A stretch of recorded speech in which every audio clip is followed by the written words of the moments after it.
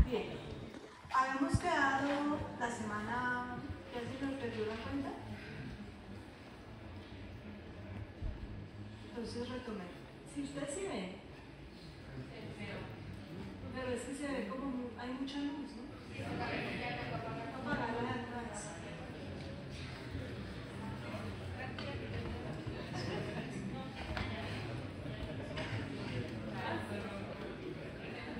¿Será?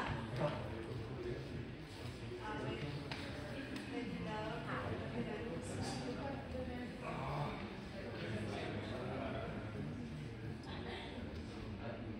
Ya aprenden a celular.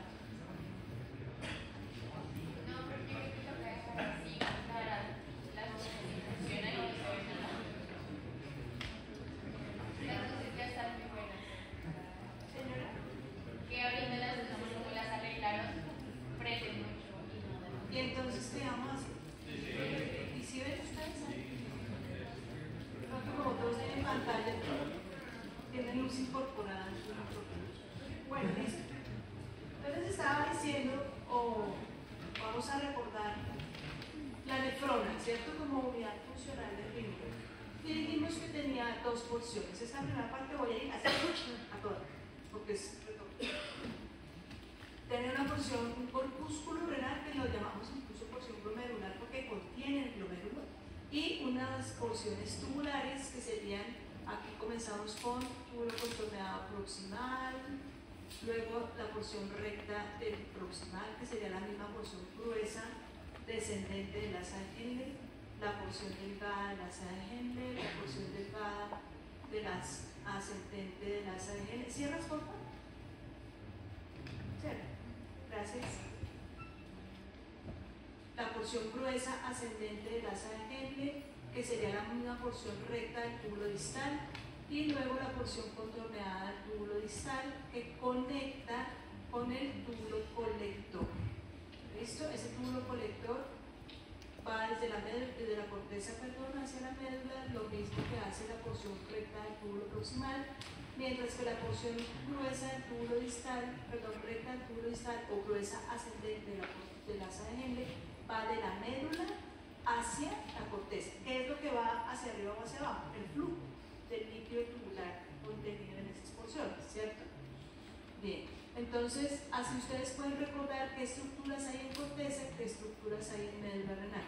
Entonces en corteza encontramos el corpúsculo renal, que contiene entonces la cápsula de Bowman, ya ahorita me voy a detener un poquito acá, con el glomérulo, luego la porción contorneadas tanto proximales como distales, una porción del túbulo colector, una pequeña porción, bueno, dependiendo del tipo de nefronas, es cortical o medular, encontraremos porciones rectas del túbulo distal y del túbulo proximal, que si las juntamos todas, forman una porción, una estructura que se denominaba como los rayos medulares, ¿cierto? Bien. Y en médula, ¿qué estructuras vamos a encontrar? En la médula más externa, o sea, cerca a la corteza, podemos encontrar porciones rectas del túbulo proximal, porciones rectas del túbulo distal y túbulos conductores. Ya de la mitad hacia adelante vamos a encontrar porciones delgadas de la asa de Henle, de pronto algunas todavía en la mitad, algunas porciones de las porciones rectas del túbulo distal, túbulos colectores. Y en la médula más interna, solamente porciones delgadas del asa y túbulos colectores que ya son de mayor tamaño porque han recogido a su vez varios túbulos colectores, entonces los llamamos también, o podemos llamarlos conductos colectores, que son de mayor diámetro y que vamos a ver que la celularidad también cambia un poco. Repasando el corpúsculo renal, entonces para poder retomar barrera, que creo que ahí quedamos, ¿cierto? Entonces tenemos que el corpúsculo tiene dos polos, un polo vascular, que es por donde está entrando la arteriola aferente y sale la arteriola eferente, y un polo urinario, que es por donde comienza la porción tubular con el túbulo contorneado proximal. En la estructura histológica, aquí lo ven, y esta sería la porción del polo urinario. Más o menos en los cortes, con el esquema, si aquí está el polo vascular enfrente, aproximadamente está el polo urinario. Eso depende del corte, no siempre se van a ver los más, porque no se ve ninguno de los dos polos, sino que solamente se ve el glomerular flotando en la mitad de la sabemos que es el polo vascular?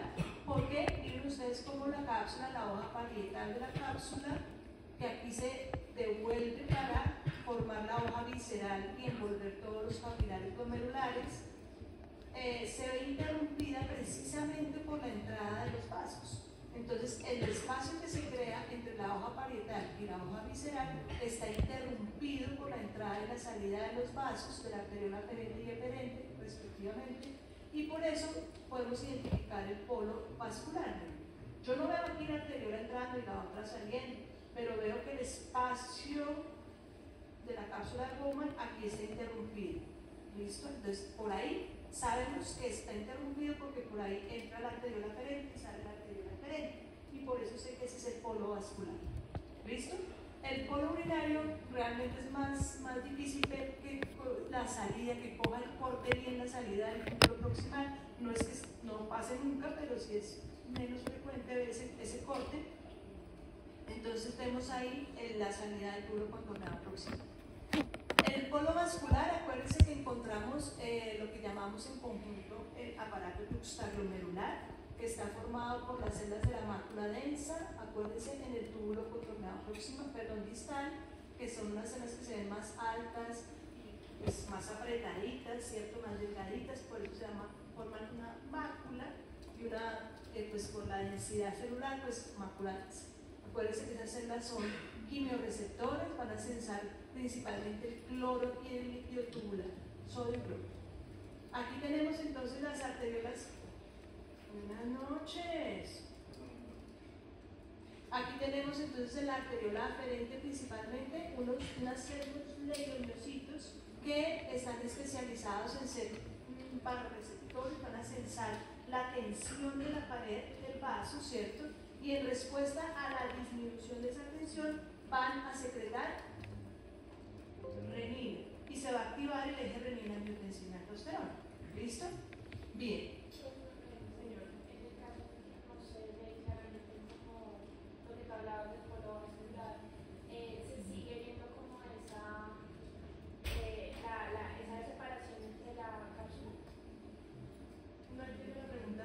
Sí, o sea, en las imágenes en las que no se alcanza a ver muy bien en el polo vascular, se mantiene ese espacio entre los Exacto, se ve el espacio de la cápsula de Bowman completo. Piensen que el glomérulo o el corpúsculo es una esfera. Una esfera. Entonces, si yo hago el corte por acá arriba, pues veo en el centro un pedazo del glomérulo y la cápsula por fuera vería el espacio completo. Si voy viendo más abajo, pues aquí puede ser que ponga la entrada de los vasos, el polo vascular. ¿Listo? Si el corte me queda como así, puede solo ver el polo vascular y no ver el urinario, pues me queda así al revés. Si lo pongo más abajo, pues depende por dónde ponga el polo. O si lo pongo así de esta manera, tampoco voy a ver los polos. ¿Sí? Bien. Aquí ven ustedes entonces la mácula densa, miren cómo se ven las celulitas de la mácula densa, bien apretaditas, muy altas y pues coincide, ¿cierto?, con el polo vascular. Es más, a veces puede uno ver la mácula densa y no se ve la interrupción del espacio, pero uno por la mácula pues puede, digamos, decir que está ahí el polo vascular. Bueno, entonces la segunda célula serían las células productoras de renina, entonces llevamos dos, y la tercera célula son las células mesangiales extraglomerulares, para completar las células del aparato extraglomerular. ¿Listo? Bien. Muy importante entonces ya en el proceso de filtración que se lleva a cabo en el glomérulo. Este es el único proceso que se va a llevar a cabo y es el único lugar donde se va a llevar a cabo la filtración, en el riñón, específicamente aquí en el glomérulo. Entonces veamos cómo está conformada esa barrera que va a permitir entonces que el plasma que está en estos capilares glomerulares salga a este espacio de la cápsula de Bowman y a esa de filtrado, que lo llamaremos así, ultrafiltrado glomerular. Ahí todavía no es orina, no se les olvide, eso no es orina todavía. Bien, la barrera de filtración, no me acuerdo si la vimos así. Listo. Entonces la barrera de filtración glomerular está formada por las dos células que serían los podocitos, que son los que forman la hoja visceral de la cápsula de Bowman, y las células endoteliales del capilar glomerular. Esas son las dos células Ambas son células epiteliales y tienen una membrana basal. ¿Listo? Entonces lo que pasa es que esas dos membranas basales se fusionan y forman una lámina basal que es particular porque tiene dos láminas lúcidas y una lámina densa bastante gruesa por la fusión de esas dos láminas basales de los podocitos y de la célula endotelial. Entonces miren acá, este es el lado endotelial, aquí estaría una célula endotelial, acuérdense que los capilares son fenestrados, entonces aquí vemos las fenestras de célula endotelial, fenestra endotelial. Aquí está la lámina lúcida, que en algunos textos, no sé si les mencioné, la llaman lámina rara. Rara se refiere no a que sea extraña, sino a que es suelta, laxa. ¿Bien? Entonces por eso también se llama lámina rara o lámina lúcida, esta sería la interna. Luego seguiría la lámina densa, que si ustedes se fijan es bastante gruesa, y luego seguiría la lámina lúcida externa, que es la que está del lado de los podocitos. Acuérdense que los podocitos, a ver, les recuerdo, me acuerdo que este trazo, entonces aquí están los podocitos, esta sería la hoja visceral, ¿sí ven? Si yo, el esquema claro, solo las pone aquí afuera, pero realmente van a envolver todos los capilares glomerulares que se encuentran acá.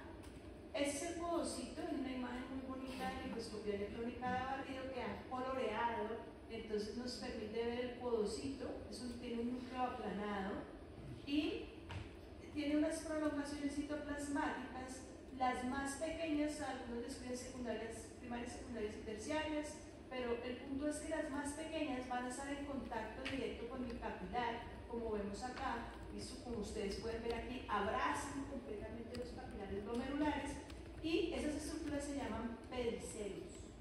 Pedicelios. ¿Qué significa podocito? Podocito es podo. Bien, entonces un podocito es una célula con pies. Y camina y todo. ¿Cómo no? Entonces es una célula con pies. A eso, pues las descripciones, ustedes saben que los histólogos antiguos, pues a lo que se le parecía, así lo describían, ¿cierto? Pero han quedado muchos de esos términos. Y nos indica que esa célula tiene como unos piececitos, esas prolongaciones. Las más pequeñas son los pedicelios, que serían como unos piececitos más chiquitos, ¿listo? Pedicelios. Entonces, esos pedicelios están en contacto directo con las capilar glomerular, y esto es lo que ustedes estaban viendo acá. Estos son los pedicelios. Claro, son cortos, porque pues es difícil poder, para hacer la micrografía de transmisión, que quede completo como la que estábamos viendo anteriormente. Entonces aquí vemos pedicelo, pedicelo, pedicelo, pedicelo. Y entre un pedicelo y otro, este espacio se denomina hendidura de filtración glomerular. Hendidura de filtración glomerular, entre un pedicelo y el otro, donde están las flechas. Es decir, que el plasma que está aquí en el capilar va a pasar por acá, por acá, por acá, por acá, hasta que llegue aquí al espacio de la cápsula de Bowman.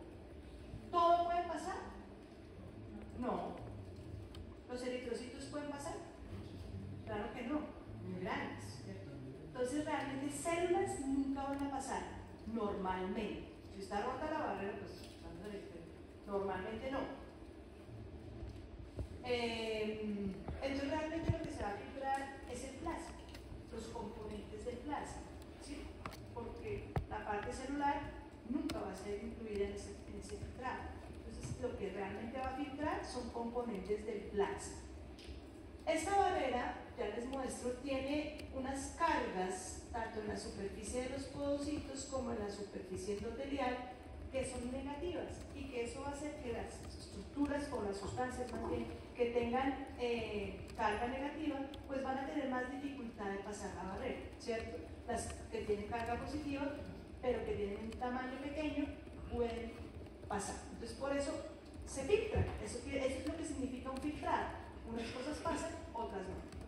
Entonces aquí ustedes lo ven a un mayor aumento.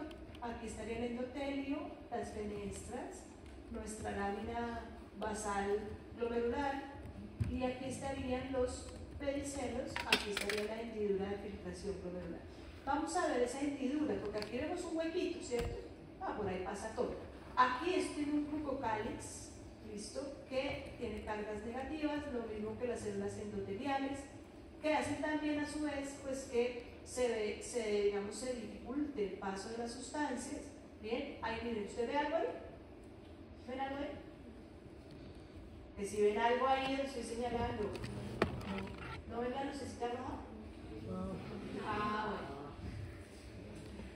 No hay nada, no se ve nada, ¿cierto? No se ve nada. Sin embargo, sí hay.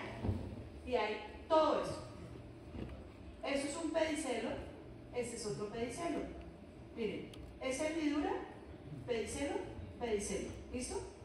Pedicelo, pedicelo. Esta es la hendidura. Entonces, hay una gran cantidad de proteínas allí que forman lo que se llama el diafragma de la hendidura de filtración glomerular. Ese diafragma de la hendidura de filtración glomerular, entonces vamos a mencionar proteínas como la p-caderina, que ustedes las conocen, son moléculas de adhesión intercelular, y encontramos también la nefrina, la NEF1. Todas estas proteínas también tienen carga negativa. NEF1 y nefrina están involucradas en algunas patologías que van a ver ustedes más adelante cuando estas proteínas se alteran, en síndromes nefróticos, por ejemplo. ¿Listo? Luego encontramos las podocinas, que van a ayudar también a anclarse a esa nefrina, pero que también tienen cargas negativas. Y otra que no está ahí, que es la podocalixina. ¿Bien? Todo esto entonces hace que esa hendidura de filtración, que aquí vemos como un espacio y ya, realmente tiene una gran cantidad de moléculas que hacen que el filtrado sea mucho más fino. ¿Bien? Entonces, eso es importante. Si miramos la superficie endotelial, que sería esta, listo, aquí está la célula endotelial, pues vemos aquí con este esquemita el glucopalex que les mencionaba. Entonces tiene una gran cantidad de sustancias como el PRK, persican, ácido hialurónico, el condroitinsulfato, que tienen cargas negativas. Eso hace que las sustancias con carga negativa pues se repelen. Bueno, del otro lado pasa lo mismo que ahora que estábamos viendo acá del lado podocitario. Entonces, por lado podocitario y lado endotelial, ambas con cargas negativas. ¿Listo? Entonces, la tarea que ustedes tienen para que averigüen, ¿quién quita que después se las va a preguntar? ¿Cuál es el tamaño de estas hendiduras? ¿Listo? Y el tamaño de estas hendiduras, o sea, de las fenestras endoteliales y de la hendidura de filtración glomerular. ¿Por qué ese tamaño nos interesa? Porque es lo que va a determinar el radio de las moléculas que van a poder pasar. ¿Bien? A ustedes, por ejemplo, el ion cloro, ¿ustedes creen que pasa?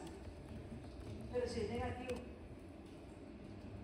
Pero es que es muy chiquitico, ¿cierto? Y la diferencia de concentraciones pues va a favorecer su paso, a pesar de que tenga una carga negativa. ¿Bien? La glucosa es una sustancia que se filtra toda. ¿Cuál es el valor de glicemia normal? ¿No lo sabemos? ¿Alguien sabe, en casualidad?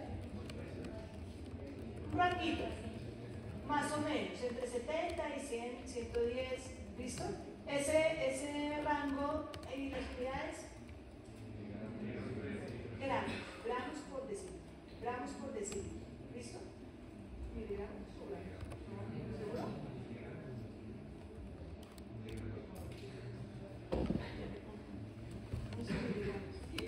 Ahora, toda esa glicemia, o sea, pongámosle 80 miligramos por decilitro, pongámosle 80 de glicemia. Si yo mido el contenido del ultrafiltrado acá, ¿qué concentración de glucosa tengo acá? ¿Cuánta? 80 miligramos. Toda esa filtra, toda, el 100%. ¿Listo? Es normal tener glucosuria, o sea, que salga glucosa en sangre. ¿Sí? Ay, perdón. Es que tanto descanso ya que pero si se filtró toda, pero se debe reabsorber todo. ¿Listo? Entonces no es que no haya glucosa en orina porque no se filtra, se filtra toda, pero toda, el 100% se debe reabsorber. Lo que no sucede cuando su supera la carga de los transportadores, que eso ya lo verán después en diagramas. Bien, esta célula que ya conocían, se las quería mostrar para que vean la orientación de esta célula. ¿Se acuerdan? Hablamos de la célula mesangial intraglomerular, que dijimos que esa célula, ¿qué funciones tenía? ¿Qué tipo de célula es? Un fagocito. Es un macrófago, ¿cierto? Es un macrófago. Pero ese macrófago, ella es como Géminis, hace de todo. Ella sabe hacer de todo. Es multitask. ¿Bien? ¿Qué funciones tiene esa célula mesangial? Produce la matriz extracelular, que es el mesanquio, ¿cierto? Entonces, todo el soporte dentro del glomérulo lo produce ella, esa matriz extracelular. ¿Listo? ¿Qué otra función tiene? Es macrófago, entonces, pues fagocita y presenta antígenos. ¿Qué otra función? Modula la distensión glomerular. Señor, Modula la distensión. me están hablando dos personas al tiempo, decirme que no, señor, por allá arriba que... Modula la distensión del glomérulo. ¿Y eso cómo es? Pues como es derivada de células musculares lisas, pues me imagino que al percibir... ¿Quién está hablando? ¿Es derivada de células musculares lisas? No, eso no es cierto, es un macrófago. Lo dice acá en rojo. Pues dígale a vos que está equivocado. Ojo con eso. Entonces, mira, no es que esté derivada de células musculares lisas, pero sí contiene actina dentro de su citoesqueleto. ¿Listo? Pero no es que venga de una célula muscular lisa. De hecho, es una célula de tejido conjuntivo. ¿Bien? Es una célula mesenquimal. Y usted un macrófago, ¿verdad? Entonces, si eso dicen los porfa, revisen. Corrijan.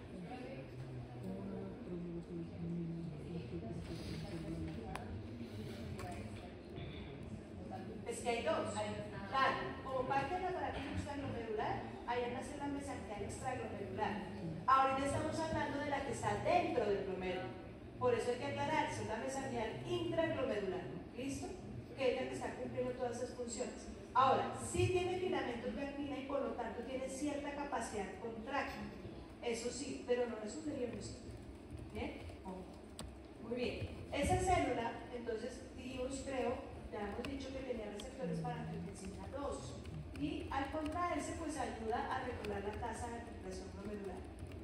¿Hace parte de la barrera de filtración glomerular? No. Pero miren la ubicación que tiene. Si ustedes ven, aquí está un capilar, aquí otro, y ella está en toda la mitad. Miren que aquí se interrumpe la membrana basal, entonces ella como que, digamos que coge un poquitico de ese capilar y al contraerse, pues podría estirarlo un poco y de esa manera puede aumentar la superficie de filtración glomerular o disminuirla y por eso ayuda a regular la tasa de filtración glomerular. ¿Ese concepto está bien? Bien, ahora, ¿cómo la veremos? Pues unos núcleos voluminosos dentro del glomérulo. Si los vemos arriñonaditos, pues más bonitos porque así estamos acostumbrados a ver los macrófagos, pero son las células que tienen el núcleo más grande, más voluminoso dentro del glomérulo. ¿Listo? Bien, con eso entonces llegamos a la porción tubular. ¿Ya? ¿Alguna pregunta hasta ahí?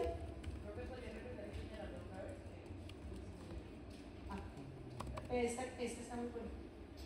¿Qué célula sería esta? Un podocito, ¿cierto? Un capilar ahí está difícil porque no veo la luz. Aquí ahí parece la luz de un capilar, pero no veo la célula endotelial. Esa es la dificultad ahí, ¿no? Bien. En la porción tubular, entonces ya habíamos mencionado cuáles eran esas porciones. Entonces lo que vamos a hacer es ver pues la histología de todas estas porciones. Entonces aquí recordemos en la ubicación, corteza, médula, ¿bien? Y pues que hay unas estructuras de esa porción tubular que vamos a ver en corteza exclusivamente, otras que vamos a ver en médula exclusivamente y otras que podemos ver en corteza y en médula. ¿Listo? Entonces recordemos cómo se llaman esas estructuras. Rayos medulares. Miren, ¿esa arteria cómo se llamará? ¿Cómo se llama esta arteria? Que está entre la corteza y la médula y viene haciendo así. ¿Cómo? Es rama de la renal, pero eso no es la renal. ¿Cómo se llama? Por aquí alguien me está diciendo, no puede ser como con ganas. Arqueal.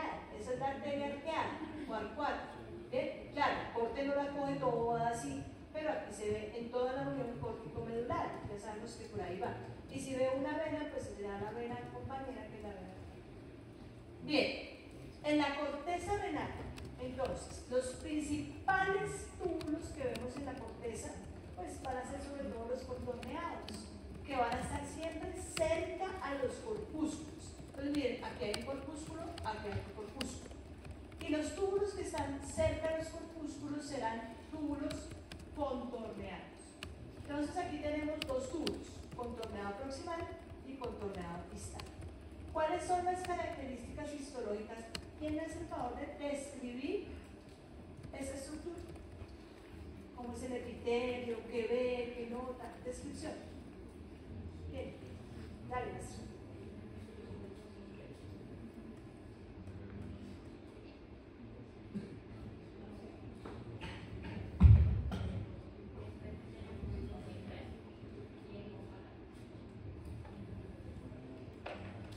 Es un epitelio cúbico simple, como se ve acá, y se ve una buena parte de la luz, pero por ejemplo en este, a pesar de que el diámetro es menor, Describe el okay. Pero la luz no se ve limpia, por así decirlo, no Ajá. se ve como un límite regular. ¿Y ya? Describe las células. Sinófilas con núcleos bien establecidos que se encuentran más en la parte Es basal. un núcleo bien establecido. Definido. Los núcleos redondos, basales, citoplasmas muy eosinófilos, ¿cierto? Muy bien. ¿Notas algo entre una célula y otra? ¿Es fácil definir el límite entre las dos? No. No, ¿cierto? Y esa es una característica. ¿Listo? Bien, gracias. Entonces, hasta lo que dijo Aspen está perfecto. Vamos a complementar. Entonces, un epitelio cúbico es realmente cúbico alto, ¿cierto? Porque miren el volumen citoplasmático por encima del núcleo, ¿listo? Está basal, pero tiene un gran, o sea, las células son grandes, ¿cierto? Bien, núcleos redondos, basales, citoplasmas intensamente eosinófilos. Ella dijo que la luz no se veía como limpia, no se veía bien definida. Eso es porque estas células tienen muchísimas microvellosidades, muchas microvellosidades. Y eso está relacionado precisamente con la función del túbulo contorneado proximal. ¿Cuál será? Absorber. Realmente el túbulo contorneado proximal va a absorber más del 90% de todo el ultrafiltrado celular. Agua, electrolitos, glucosa, toda la reabsorbe. ¿Listo? ¿Se acuerdan que el proceso es reabsorción? Porque ya se filtró, ahora seguramente. Entonces se llama reabsorción. ¿Listo? Muy bien. También tiene algunas funciones de secreción, pero sobre todo, y la morfología se relaciona muy bien con esa función de reabsorción. Esa cantidad de microvellosidades, aquí se ven como un poquito más bonitas, hace que la luz se vea ocupada, como sucia, como que no se ve bien clara, bien definida, ¿cierto? Y esa es una característica. Los límites intercelulares, a su vez, fíjense que no se ven, y eso está relacionado con la cantidad de pliegues que tiene tanto pliegues laterales como basales en la membrana pues, lateral y basal. Ya les digo. Entonces aquí, por ejemplo, si yo, aquí tendríamos unos pliegues, bien, y otros pliegues que estarían en la membrana basal. ¿Se acuerdan de los pliegues basales cuando vieron histología primero? ¿Listo? ¿Alguien se acuerda para qué sirven los pliegues basales? ¿Qué células tienen pliegues? O sea, si usted le dice, esa célula tiene pliegues basales, usted dice, entonces aquí esa célula debe cumplir funciones de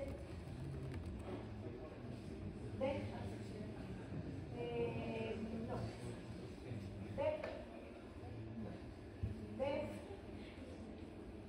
¿Qué se les ocurre? Yo ya les dije que aquí esta célula reabsorbía todo el ultrafiltrado, ¿cierto? Incluidos electrolitos, y que también tiene funciones de algunas secreciones, incluidas algunos electrolitos. Entonces, ¿qué es lo que hacen esos pliegues basales? Sobre todo, pues, como para intercambio electrolítico. Sí, ustedes ya vieron glándulas salivares. ¿Se acuerdan de los conductos estriados? ¿Qué son las estriaciones de los conductos estriados? Pliegues basales. ¿Y será que las glándulas salivales al intercambio electrónico? Sí, también. ¿Listo? Dice que por ejemplo las sublinguales que son mucosas, pues no tienen tantos conductos estriados, porque realmente el intercambio electrónico no está. ¿Bien? Entonces, siempre relacionado con ese intercambio electrónico. Y lo mismo los pliegues basales, laterales. Y al tener pliegues laterales, hace que las membranas de las dos células adyacentes se interdigiten. Y eso es lo que hace que no podamos ver los límites intercelulares. ¿Listo? Entonces, esas son las características de los túbulos contorneados proximales. Sale la corteza, cerca a los corpúsculos, e histológicamente se reconocen por esas características. Fíjense que el diámetro es bastante grande. Es el túbulo realmente más largo de toda la corteza renal. Y por eso también la corteza, cuando ustedes la vayan a ver, es muchísimo más erosional que la médula. Porque la estructura más larga tiene un citoplasma intensamente eosinófilo. ¿Por qué es intensamente eosinófilo? Precisamente por las mitocondrias que se encuentran aquí en los pliegues basales. ¿Listo? Bien. Ahora sí, comparémoslo con el túbulo contorneado distal. Es un túbulo de menor diámetro. Tiene un epitelio cúbico simple, pero no es muy alto. Cúbico simple. El citoplasma es ligeramente eosinófilo, pero realmente no tanto como las del túbulo contorneado proximal. Si yo con microscopía electrónica podría encontrar algunas microvellosidades, pero no son muy prominentes, no son tan abundantes, entonces digamos que no interfieren con la luz del túbulo. ¿Bien? Eso hace que la luz esté mucho mejor definida. Los límites intercelulares se ven un poco mejor, no son siempre perfectos, pero se pueden ver. ¿Listo? Entonces fíjense que tienen características completamente diferenciables en el túbulo contorneado proximal y distal. ¿Alguno tiene alguna duda hasta acá?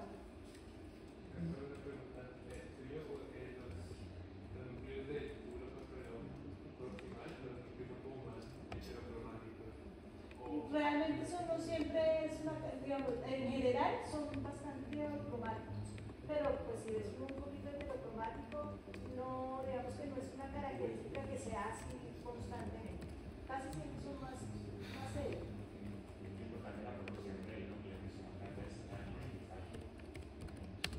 Realmente no es que el núcleo sea más grande, sino que tiene menos citoplasma porque las células más bajitas. Entonces la proporción núcleo-citoplasma es 1, ¿cierto? Aquí es como 1,5, casi 2, porque tiene mucho citoplasma. ¿Listo? Bien. ¿Alguna otra duda? Me voy a ir por los laditos, ya que estoy en corteza, para recordarles que en la corteza renal aparecen unas células que son unos fibroblastos. Este puede ser un fibroblasto peritubular, fibroblastos peritubulares, fibroblastos peritubulares. ¿Eso sí qué función tiene? Producir eritropoyetina. ¿Cómo? Eritropoyetina. ¿Qué función tiene la eritropoyetina? Estimula la eritropoyesis en la médula ósea, ¿cierto? Entonces, ella sensa acá, como está tan vascularizada esa corteza, ustedes se acuerdan que en proporción más del 80% de la perfusión del riñón llega a la corteza. Entonces, esa gran vascularización cortical renal hace que puedan sensar una hipoxia fácilmente. Y en respuesta a esa hipoxia, pues entonces va a producir eritropoyetina para estimular eritropoyesis. ¿Listo? Bien. Aquí tenemos entonces, ¿qué es esto? Por favor. Hoja parietal de la cápsula de Bowman. ¿Esta qué estructura es? ¿Qué? El glomérulo renal. Glomérulo renal. Y si yo digo que toda esta estructura, ¿cuál? Todo. Si yo digo toda es, pues toda y lo que incluye la circunferencia que estoy haciendo. El corpúsculo renal, ¿cierto? Todo lo que esté aquí adentro. Corpúsculo renal. ¿Qué estructura es esta? Y esta.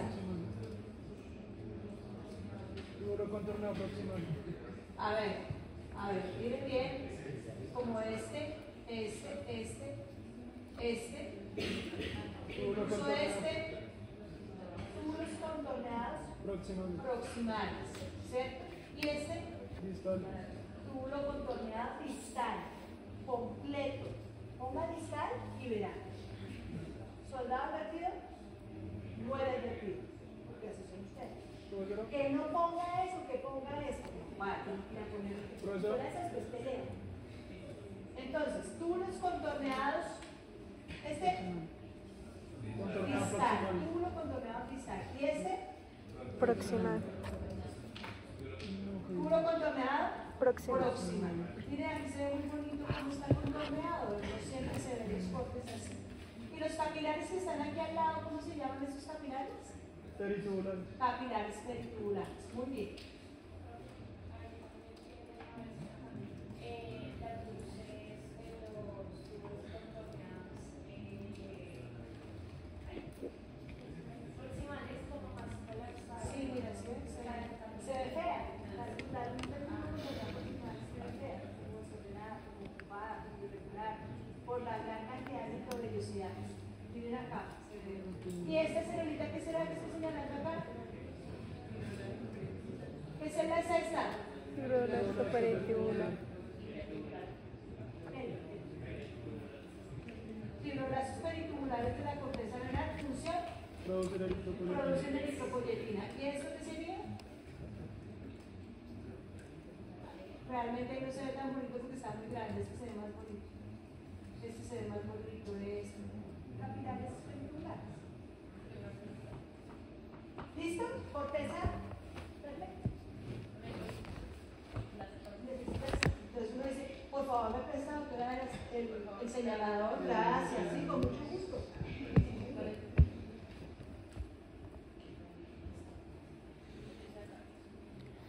¿Ese qué es?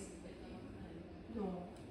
Ese es un grupo no, si no, es decir, se debería ver acá, este es el polo vascular, ¿sí ven? Que está interrumpido el espacio, es el polo vascular, pero no queda en la foto. Siempre hay que buscarlo en el polo vascular, pero no siempre se ve. ¿Ok? Bien. Bueno, muy bien. En medio, señor. Es el fibroblasto de que detecta la hipopía por zona natural mineral y el fibroblasto para que No, la célula, la que altera la función esencial de la hipopsia es esa célula. Y en respuesta produce el hipopietina. Profesora. Bien. Ojo, yo les dije que había más estructuras en la corteza, ¿cierto? Les dije que había todo lo que forma el rayo medular, que sería qué estructuras. Todos los colectores. ¿Qué estructuras forman el rayo medular? ¿Están en otra cosa? ¿O están en genética o en anatomía? ¿No? Nunca saben. Todos los colectores. ¿Cuáles son las estructuras que forman el rayo medular? Las porciones rectas de los túbulos. Túbulo colector. ¿Otra? No, contorneado no. Porción recta De los túbulos. del túbulo proximal. Porción recta del túbulo distal. Esas tres. ¿Listo? Las porciones rectas de proximal y distal y el túbulo colector. Rayo medular. ¿Dónde está el rayo medular? ¿Dónde está? En medio le dan la corteza, ¿no? ¿Dónde está? En la médula. No, en la corteza. Ah, Va de la corteza a la médula, no es esa estructura. ¿Listo? Muy bien. Entonces, esas estructuras están en corteza. Sin embargo, no es tan fácil identificarlas en corteza. Es más fácil verlas en la médula. ¿Bien? Entonces, vamos a tratar de identificarlas ahí. Entonces, en médula podemos encontrar, empecemos por el túbulo colector. ¿Qué foto tan fea? No, ya sé por qué la puse. Ven ustedes que hay más, miren la cantidad de intersticio que hay acá. ¿Qué notan? ¿Mucho intersticio o poco? poco. Muy poquito intersticio en la corteza. En cambio, en médula, a medida que vamos viendo hacia la parte más interna de la médula, cada vez hay más intersticio. Yo creo que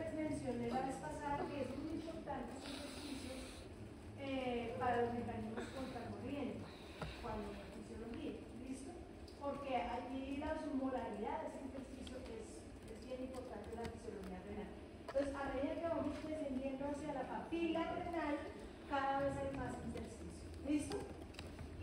Bien, entonces, como es una parte bastante interna, pues ya encontrar porciones rectas de túbulos proximales, por ejemplo, ya no vemos. De pronto esta puede ser una porción recta del túbulo distal, de pronto no se ve muy bonita. Este sí es un túbulo colector, es un célula, miren que los límites, características que les voy a ir dando, ahorita les voy a mostrar otras imágenes más bonitas. Se ven muy grandes, son estructuras ya más grandes, miren como este, ¿cierto? Tiene un diámetro importante. Miren que las células se ven, la mayoría,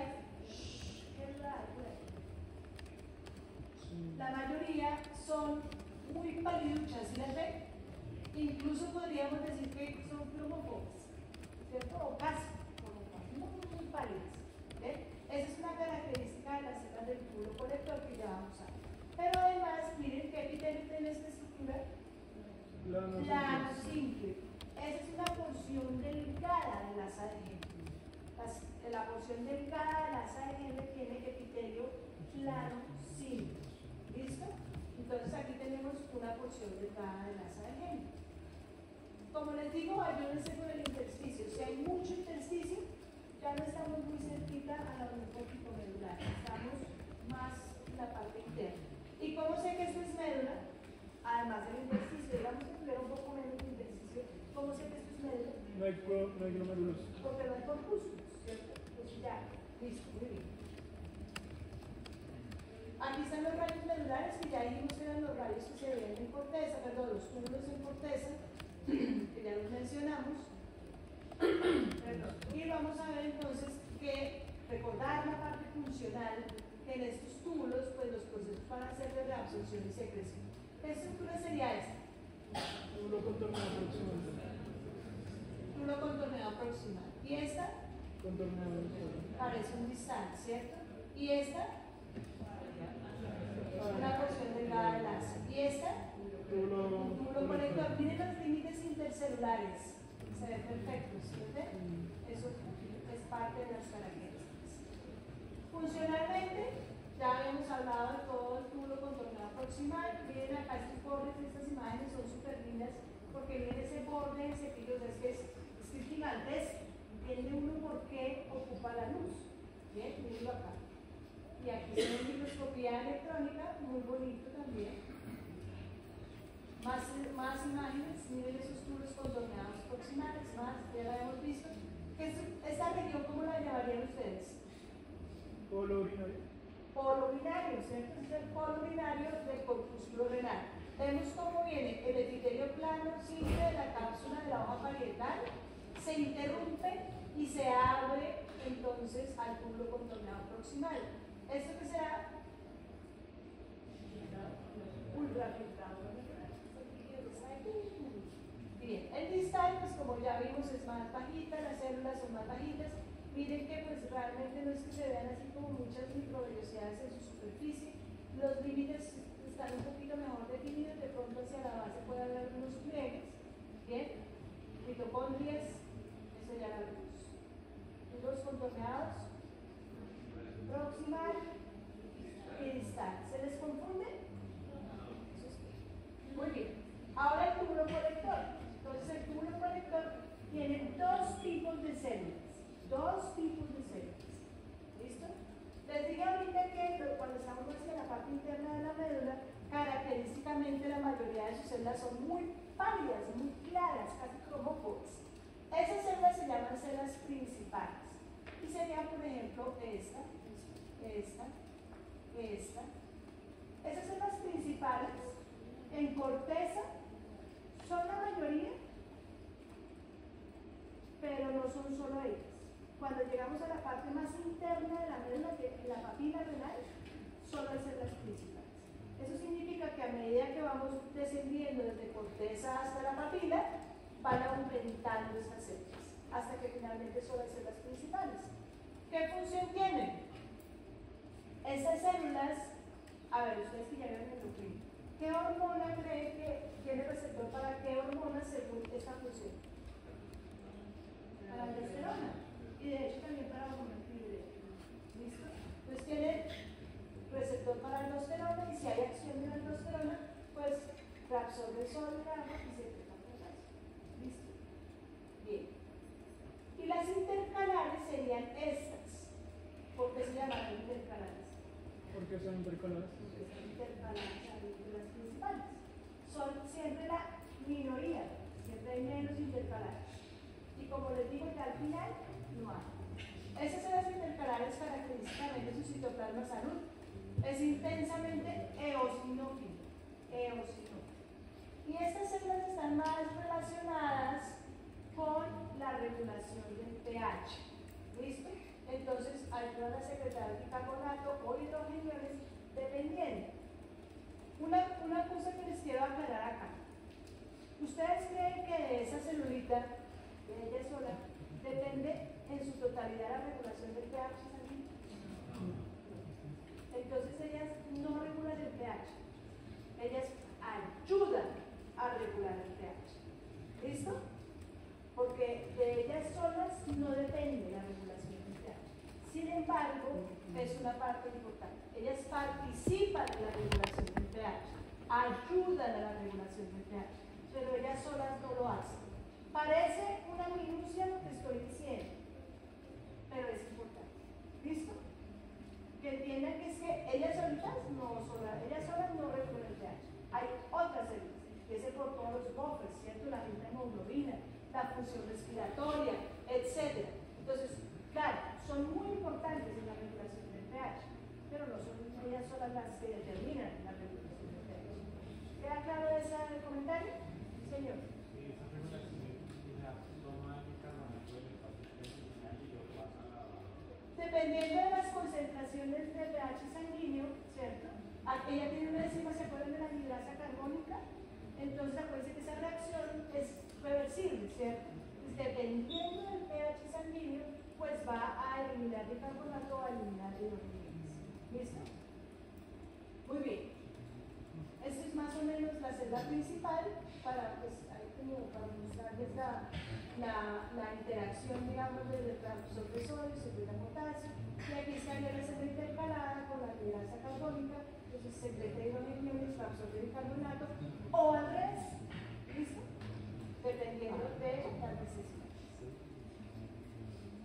Miren los túbulos colectores, entonces, ¿cómo los vamos a ver? Son células epiteliales públicas altas. ¿Esa célula qué sería? ¿Cuál sería? Principal, claro, es una célula casi blanca, muy pálida, casi completamente cromótica. Aquí hay otro, miren los límites intercelulares se ven muy bonitos, a veces se ven más altas que otras, no siempre se ven altísimas, depende también. Si estamos más cerca de la médula, se van a ver más altas. Si estamos más en corteza, pues son ligeramente cúbicas, ligeramente altas, pero no tanto. Mírenlas acá, esta célula, ¿cuál sería? Intercalada. Y esta, la de que también. Pero ahora visto otra. Mira, si hay citoplasma, eosinófilo. Entonces, esas son intercaladas. Les pregunto, ¿qué célula puede ser, perdón, qué estructura puede ser esta? Contorneado, ¿por qué? Túbulo recto. Túbulo recto. ¿Quién habla? Túbulo recto. ¿Cuál? Pues túbulo recto distal o proximal. ¿Distal por qué? ¿O distal o proximal? Por el epíteto. No, mire, ¿cómo se sabe? Miren los citoplasmas. Intensamente eosinófilos. Entonces, ¿cuál será? Proximal. Entonces, miren, los túbulos, las porciones rectas, el túbulo distal no cambia mucho con respecto a la porción contorneada. En cambio, la porción recta del proximal, el diámetro se va a disminuir bastante, ¿listo? Pero además, miren que las microvellosidades también han disminuido, ¿listo? Entonces ya no se ve tan ocupada esa luz, depende de qué tanto hayamos bajado. Aquí todavía se ven algunas, miren, pero los citoplasmas van a seguir siendo intensamente eosinosos. Y por eso nos vamos a diferenciar en médula de las porciones rectas del cristal. Y sigue siendo menor el diámetro de los cristales aunque haya disminuido de los proximales. Además aquí solo hay túbulos, o sea, estamos en medio, no importa. Bien. Porque la imagen anterior parece como si los rectos proximales como que perdieran células. No, porque es que los núcleos, ¿ves por qué no se ven los núcleos? No quedan los núcleos del núcleo. Acuérdate que esto es tridimensional, la vida real, pero es tridimensional. Entonces aquí se nos pierde la dimensión y ahí podemos pasar por el ladito o por el ladito y no queda nada con el foco.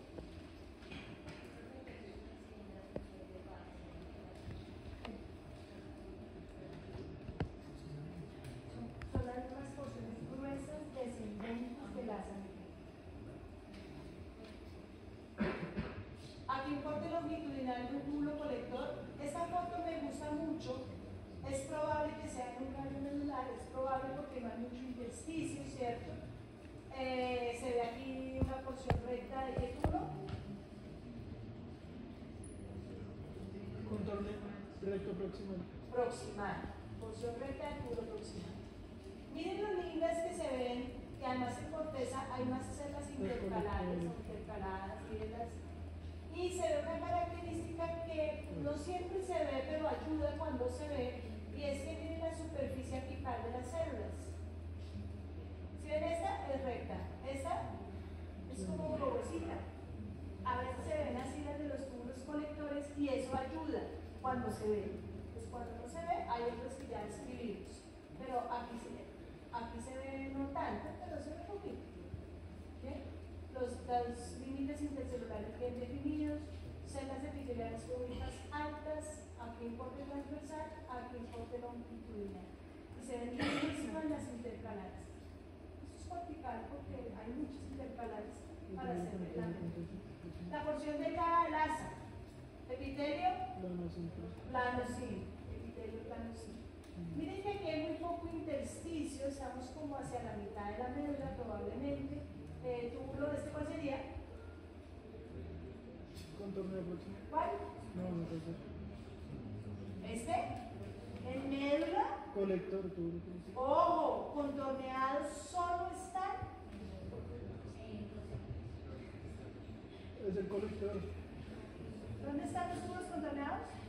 En corteza. Corteza. En la corteza renal. Siempre. Siempre, ¿de acuerdo? Nunca contorneados en médula. Las porciones rectas sí podríamos verlas en médula. Aquí estaría. Y si yo veo porciones delgadas del asa, no hay posibilidad de que estemos en corteza, porque no alcanza las porciones delgadas del asa en corteza. ¿Bien? Esos datos ayudan a que ustedes subir. Entonces, si tenemos porciones delgadas, estamos en médula. En médula. Pero ven que hay poco intersticio. Entonces seguramente estamos cerca a la corteza, como cerca ahí a la unión corticomedular, pero en médula. Entonces, ¿qué estructuras serían estas? Túbulos rectos proximales. Porciones rectas de los túbulos proximales. Muy bien. ¿Y esta? Tubo colector. Túbulo colector, perfecto. Ahora se me perdió la que yo había visto para la pregunta. Este puede ser este. Como más pálido, una porción rectal distal. Fíjense que la coloración ayuda mucho. Y la porción delgada del asa, sobre todo en la delgada, la porción proximal distal. La coloración ayuda mucho. Y pues el corte longitudinal, aquí tenemos entonces una porción delgada del asa, epitelio plano. Ahí no sé qué dice. Llevo primero.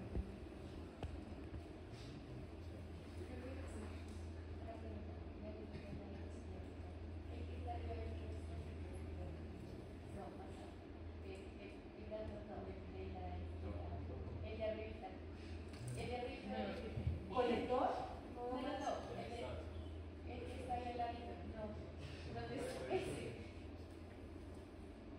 Ese pareciera distal porque está muy caliente, pero está como rarito, como dicen ustedes. Está como rarito.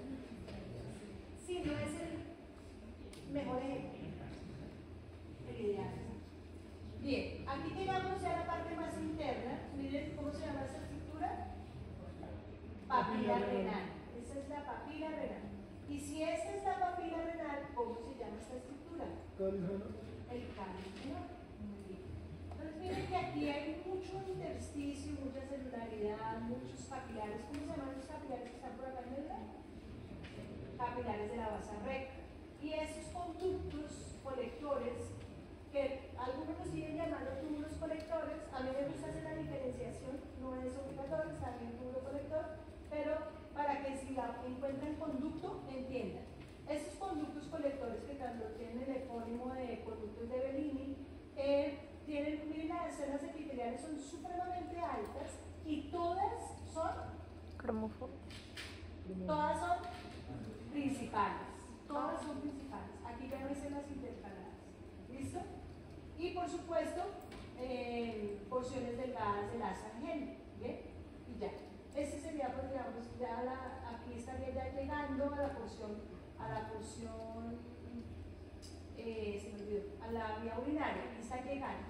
Miren, estos huequitos los ven acá. Es donde se abren los conductos aquí al cáliz menor. Esta luz es del cáliz menor. Donde llega, ahí ya que salió. Ahí se es orina. Eso que sale ahí en el cáliz menor, ahí sí ya es orina. Ya tuvo todos los cambios que tenía que hacer desde un ultrafiltrado y ya lo que sale por acá se excreta, es la orina. ¿Listo? Ahora, miren esos orificios entonces, por eso donde se juntan todos esos orificios, le denominan la zona cribada de la papila. ¿Por qué? Porque tienen huequitos, tienen cribas, orificios. Solo que si ven los orificios se llaman una zona cribada.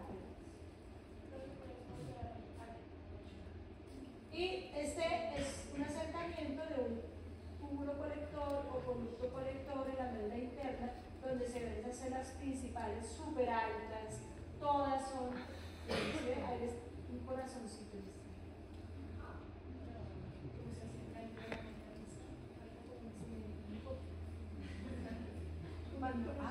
Ya la buena amistad, ya me estoy en vacaciones. Otra vez. Mírenla, mírenla. Si ven un huequitos, mírenlos. Esa es la zona cribada de la papila. Es ahí esa partecita, porque la papila es todo esto, mira, así. Todo eso es papila, ¿ves? Es el vértice de la pirámide. Pero donde están los huequitos, pues es la zona cribada. ¿Bien? Ese sería entonces cáliz menor. Y aquí ya comienza pues la vía urinaria. La primera estructura de la vía urinaria, entonces, ¿cuál es? Los cálices menores. ¿Listo?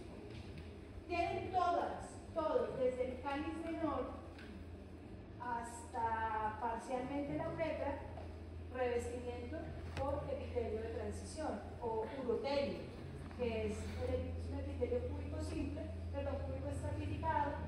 Mírenlo acá. Miren acá, este corte me gusta mucho, bueno, primero porque se ven los conductos y segundo porque miren ustedes aquí en el cáliz menor, además del epitelio se ve esta banda de músculo liso. ¿Bien?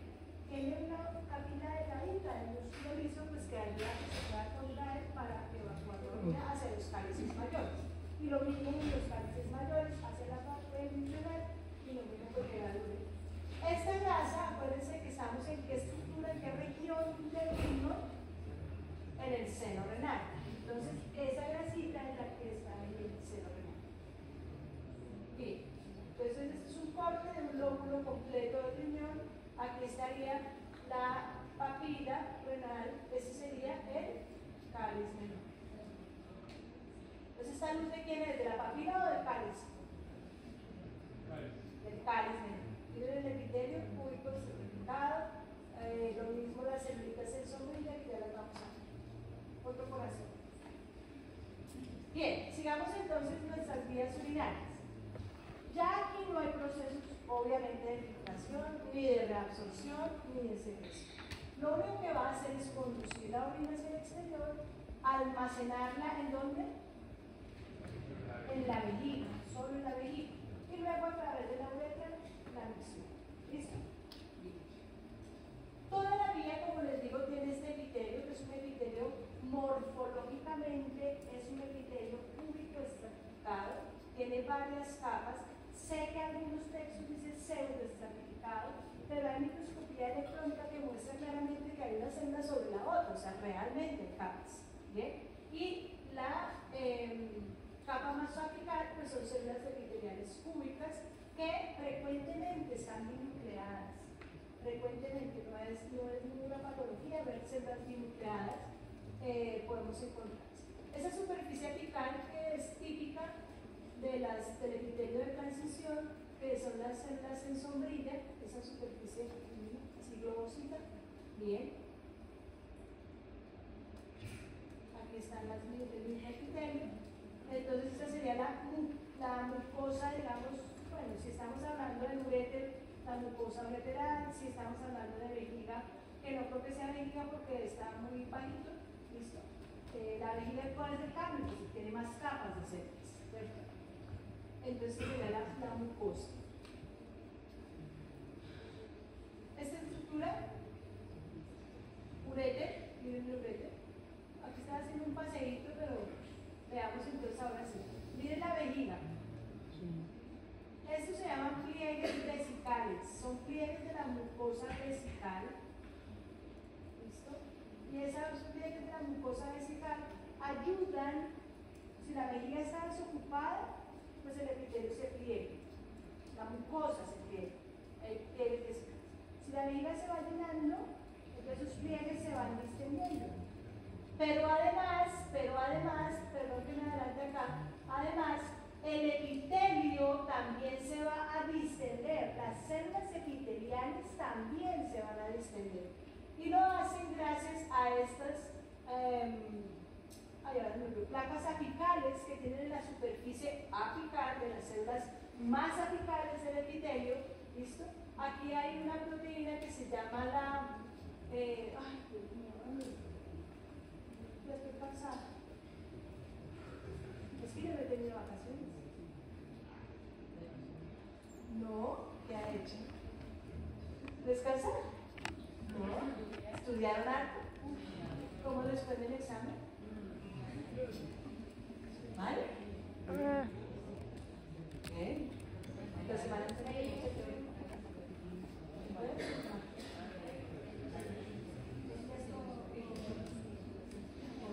Aquí cerramos el digestivo. Uroplatina.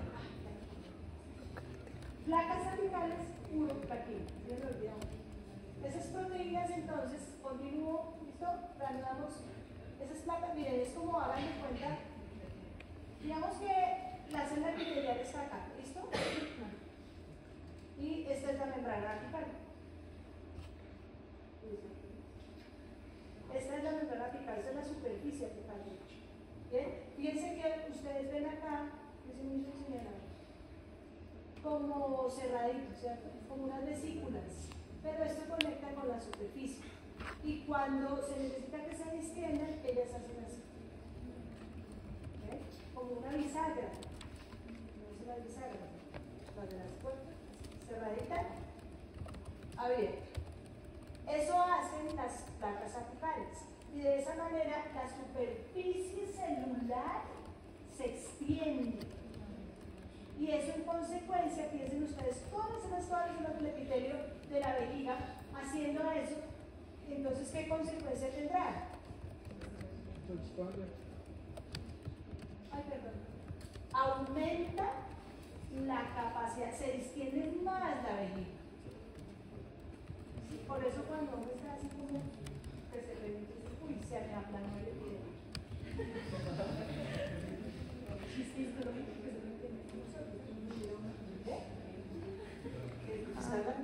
Usted no pone atención ni a los chistes. Está en otro lado, está en otro lugar, en otra cosa. Entonces el epitelio se aplana. Se aplana para que, claro, la célula al aplanarse realmente lo que hace es extender su superficie. Y eso aumenta la capacidad de almacenamiento de la vejiga. ¿Listo? Otra tarea. ¿Cuál es la capacidad vesical en el hombre? ¿Cuál es la capacidad vesical en la mujer? ¿Y no me puede contestar ahorita? Oh. Si yo pongo tarea en el de gusto,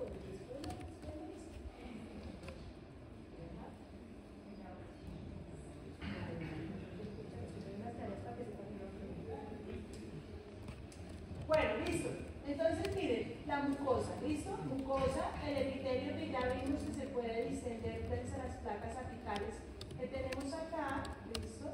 Además tiene un grupo cálix que protege este epitelio del pH ácido de la orina. La orina tiene un rango de pH realmente muy amplio, ¿no? Que puede ir desde 5,5, algunos dicen que hasta 8.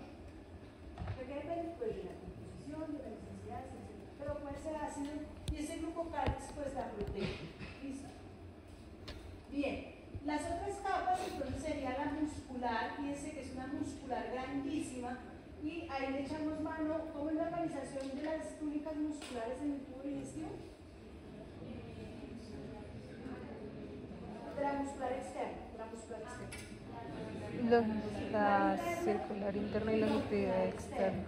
En la vía urinaria es al revés. Longitudinal interna y circular externa. Eso cuando hay dos. Pero cuando hay tres, como en la vejiga, entonces tiene una longitudinal interna, circular media y otra longitudinal externa.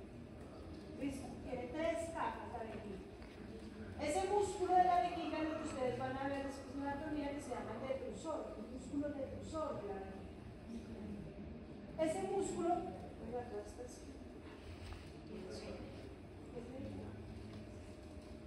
Ese músculo no está completamente circular ni completamente longitudinal, sino que está ligeramente único y se mezclan un poquito esas capas para poder hacer la presión desde el fondo vesical y evacuar la orina cuando se va a evacuar. ¿Listo? Entonces no está completamente, y por eso a veces no es fácil digamos, definir las capas. Aquí se ve muy bien la interna, el límite entre la media y la externa se nos pierde un poco, pero pues son tres capas en la vejiga. ¿Listo? Bien. Miren qué bonitas se ven como unas vesículas, ¿no? Pero como les digo, esto conecta con la superficie y se abren para aumentar la capacidad. Y aquí se ve muy bien, miren, este esquema se ve muy bonito. Ahí se ve perfecto cómo es que son esas bisagras, pues obviamente se aplana un poco los pliegues vesicales que ya les había mostrado. El uréter, entonces, ¿cuántos uréteres son? ¿Cuántas vejigas son? Una. ¿Qué preguntas tan bobas, no? Pero no todo el mundo sabe. Bien. Los uréteres, entonces, anatómicamente,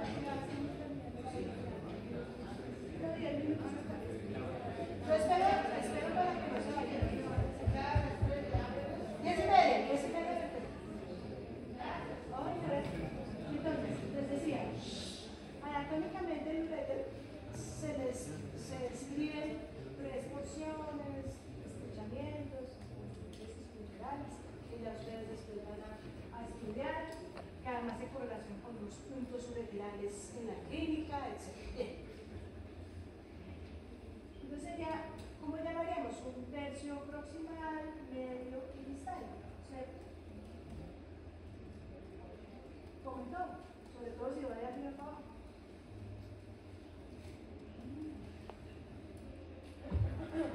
¿Tanto qué? Ya va, y todo esa parte de alrededor de eso. Bueno, listo. Ya. 5 minutos más porque ahorita vienen a hablar. No se vayan a...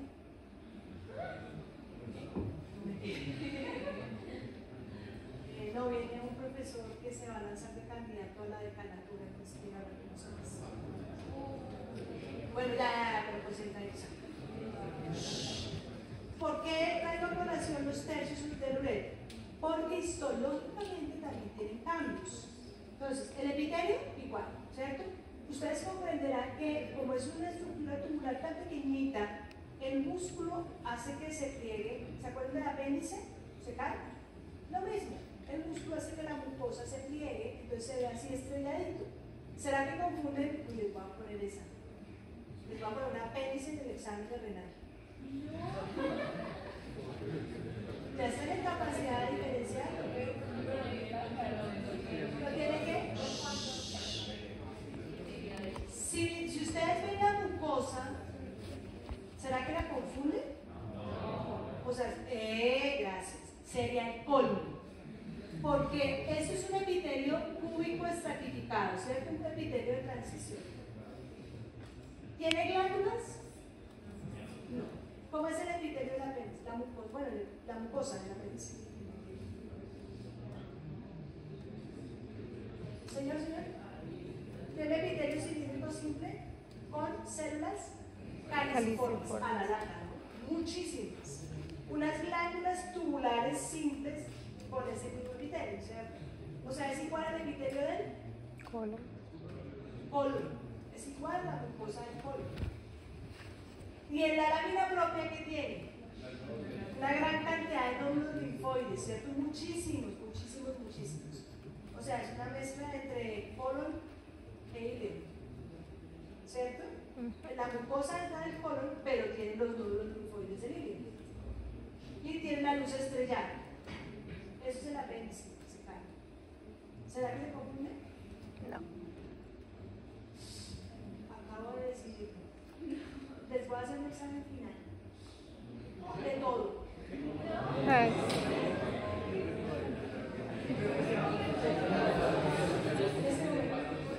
Ay, si tuviera mucho tiempo para estudiar, aprovechar el tema. Así, órganos, solo órganos. No. Solo órganos. El que saque 5, a ver qué decir, ese no. No puedo exonerarte nada, pero le puedo dar los puntos adicionales. No. O le ponemos dobles. Para todos.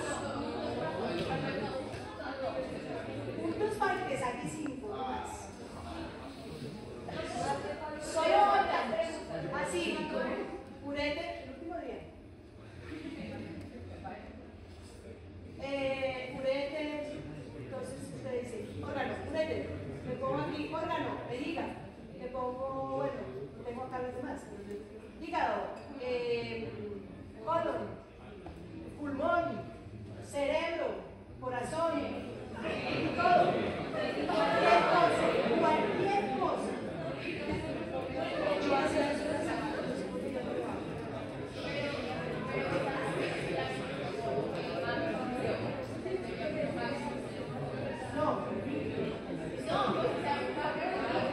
Órgano, no células, solo órganos.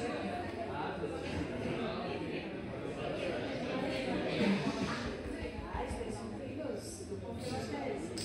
Listo, entonces, el urete, como les decía, luego viene el doctor, los 2 tercios proximales que están saliendo del riñón.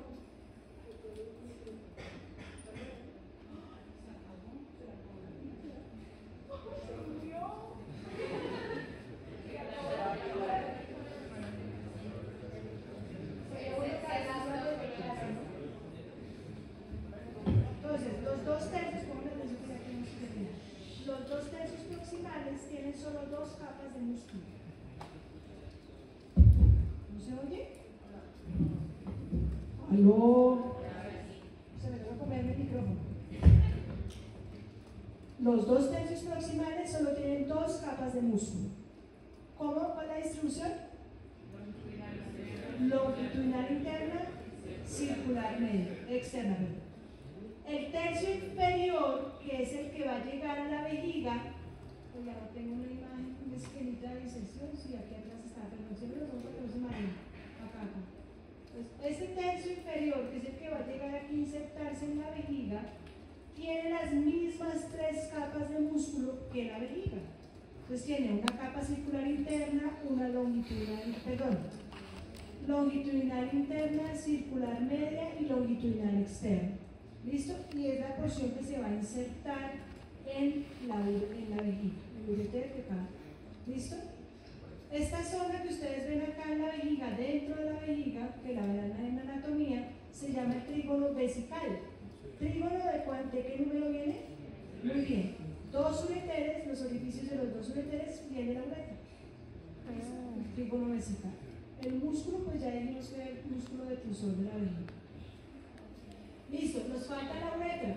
Aquí, bueno, las túnicas del ureter ya lo mismo, la mucosa, epitelio, lámina propia y la muscular con dos capas. Si tiene dos capas o dos túnicas, tiene que ser de tercio proximal o tercio medio. No puede ser de tercio distal.